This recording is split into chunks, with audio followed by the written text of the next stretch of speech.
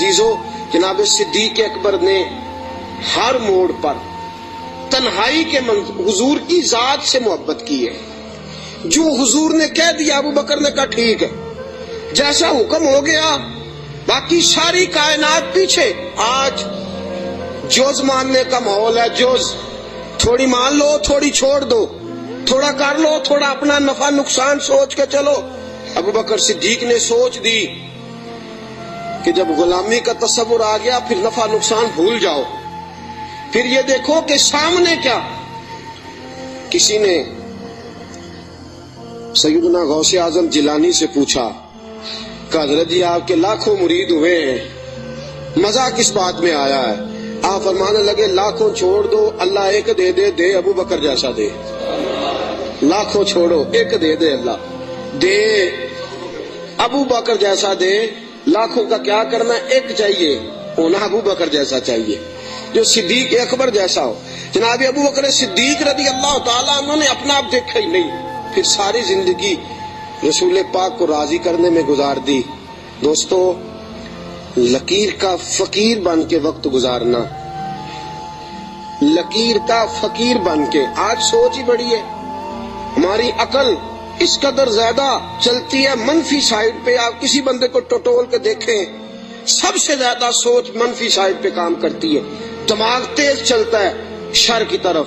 لیکن ساری زندگی میں نبی پاک علیہ الصلوۃ والسلام کے ساتھ 20 سال کی عمر میں جرانہ لگایا تھا اور 63 سال کی عمر میں وصال فرمایا. جناب ابو بکر صدیق رضی اللہ تعالیٰ عنہ کا یہ 43 سالہ جرانہ، 40 اور 3 43 سالہ جرانہ جناب صدیق اکبر کا. ساری زندگی حضور، اور بعد از وصال ظاہری بھی نبی پاک کے ساتھ جرانہ نہیں توڑا.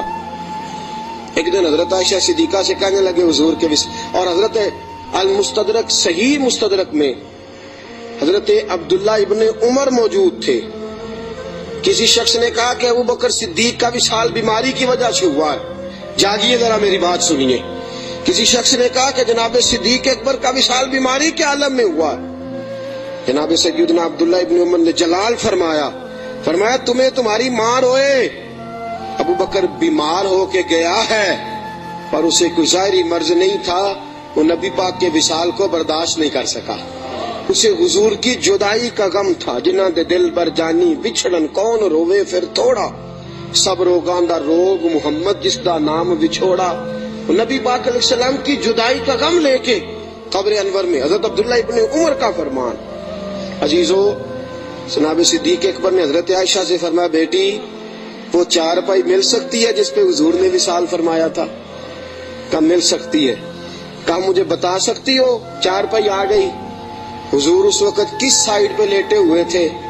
کعبہ جی اس جانب حضور کا رخ تھا کعبے کی طرف. ابو بکر کعبے کی طرف ہو گئے. کہا حضور نے آخری موقع پہ کیا استعمال کیا تھا؟ نبی پاک نے مسواک استعمال کی تھی. کہا بیٹی مسواک لاؤ. کپڑے کس رنگ کے پہنے تھے؟ ابو بکر اس رنگ کے پہنے تھے. بیٹی تھی نا جس سیدہ عائشہ، رو پڑی. کعبہ جی آپ کیوں ایسے سوالات کرتے ہیں؟ کہا بیٹی زندگی مصطفیٰ کے نام پہ گزار دی ہے، میرا تو اور تعارف ہی کوئی نہیں، نوکر بن کے وقت گزارا، نوکری کی ہے زندگی میں، اور تعارف ہی کوئی نہیں، میں نے تو اور کچھ کمایا ہی نہیں، میں اپنی حیاتی تو قربان جاواں، بس محمد محمد پکیندے گزر گئی، اور تو کچھ کٹھا ہی کوئی نہیں کیا. میرے ساتھ جو تاجر تھے انہوں نے جائیدادیں بنائی، اور میرے ساتھ جو کاروبار کرنے والے تھے انہوں نے پیسے بنائے، پر میں اپنی حیاتی تو قربان جاواں، میری تے محمد محمد پکیندے گزر گئی، اور تو کوئی کام کیا ہی نہیں، بس اسی کام میں گزر گئی. دل کرتا ہے، میرا دل کرتا ہے کہ مروں بھی اس طرح جس طرح رسول پاک نے وصال فرمایا تھا. بیٹی میرا دل کرتا. حضرت عائشہ صدیقہ رضی اللہ تعالیٰ عنہ عرض کرتی ہیں کہ آپ اس قسم کی باتیں کیوں؟ کہا بیٹی ایک آخری جواب دے دے، حضور کا وصال ہوا تو دن کون سا تھا؟ حضرت عائشہ صدیقہ فرماتی ہے ابا جی پیر کا دن تھا. فرمایا بیٹی پھر تو دعا کر اللہ مجھے منگل نہ دکھائے، دعا کر رب مجھے منگل نہ دکھائے یہ وقت. دوستو، جناب صدیق اکبر کا وصال ہوا تو علی المرتضیٰ جیسا شیر چار پائی کے سرانے کھڑا ہوا تو حضرت ابو بکر کی چارپائی کے سرانے کھڑے ہو کے علی المرتضیٰ رو رو کے بےحال ہو گئے اور کہنے لگے لوگ کہتے ہیں ابو بکر چلا گیا ہے، مجھے تو لگتا ہے دنیا سے مصطفیٰ کی تصویر رخصت ہو گئی ہے۔ لوگ کہتے ہیں ابو بکر گیا اور مجھے لگتا ہے کہ یہ وفاؤں کا جنازہ ہے، یہ آج جو ہم جنازہ پڑھیں گے یہ محبتوں کا جنازہ ہے۔ کائنات میں وفا جس کا نام تھا اور کائنات میں نوکری کرنے کا جس نے حق ادا کیا اور کائنات میں جس نے وفائیں رقم کی، حضرت علی المرتضیٰ شیر خدا رضی اللہ تعالی عنہ نے فرمایا مجھے تو لگتا ہے یہ وفاؤں کے پیکر کا جنازہ ہے۔ ابو بکر صدیق کا جنازہ اٹھا، علی المرتضیٰ میرے حبیب پاک علیہ السلام کے روضہ اطہر پہ کھڑے ہو کے کہنے لگے حضور ابو بکر آیا ہے، یا رسول اللہ ابو بکر آیا ہے۔ اس کا دل کرتا ہے کہ آپ کے قدموں میں جگہ ملے۔ جناب علی المرتضیٰ پیغام دیتے اور میرے حبیب پاک صلی اللہ علیہ وسلم کے روضے کی کھڑکی کھلتی ہے تو حضور نے فرمایا اس نے نوکری بڑی کی ہے، اس کو قریب لاؤ اور اس کو میرے پہلو میں دفن کرو۔ انسان تو انسان رہے، 70,000 فرشتے عصر کے وقت اور 70,000 فرشتے جو فجر کے وقت مجھ پر سلامی دینے آتے ہیں، میں ان کی ڈیوٹی لگاؤں گا۔ ابو بکر پہ بھی سلام پڑھ کے جانا، صدیق کی عظمت کو بھی سلامی دے کے جانا۔ اللہ کی قسم جو ابو بکر رضی اللہ تعالیٰ عنہ سے معاذ اللہ کسی وجہ سے اختلاف بھی رکھتا ہے نا، میرے حبیب نے کوئی رنگ ہی ایسا بنا دیا ہے۔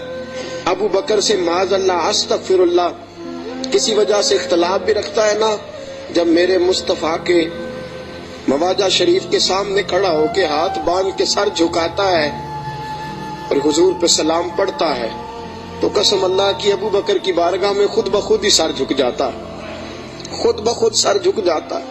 قیامت تک لوگ سلامیاں دے رہے ہیں۔ ایک کی کام سیکھا ابو بکر نے، انہوں نے کہا میں نے کل مانا، کل، میں نے جز کی بات نہیں کی، تھوڑا سا مان کے میں نے چھوڑ نہیں دیا، میں نے کل مانا ہے۔ مکے کی گھاٹیاں تھی پھر بھی میں نے کل ہی مانا، غار ثور کی راتیں تھیں تو میں نے کل مانا، اور غار ثور سے نکلے تو لوگوں میں نے کل ہی مانا۔ مصطفیٰ نے کہہ دیا تو میں بھاگ گیا اور فرمایا قبر کی دیواروں تک میں نے کل مانا ہے، اور میرے کل ماننے کی منظوری اس دن ہوئی ہے جس دن نبی نے گنبد کا سایہ عطا کر دیا، یہ منظوری ہو گئی۔ تو ساتھیوں یاد رکھنا، کل مانو، جز جز ماننے چھوڑ دو۔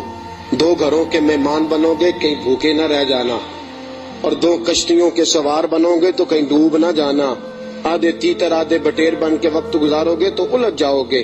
کلمہ پڑا ہے تو اب کل مانو، کل مان کے چلو، صحیح مان کے چلو، نوکری کرو تو جم کے کرو۔ کل ماننے میں جو مزہ آتا ہے وہ جز ماننے میں نہیں آتا۔ کل مان کے زندگی گزارو، پھر دیکھو کیسی محبتوں سے گزرتی ہے اور کیسی عقیدتوں میں گزرتی ہے۔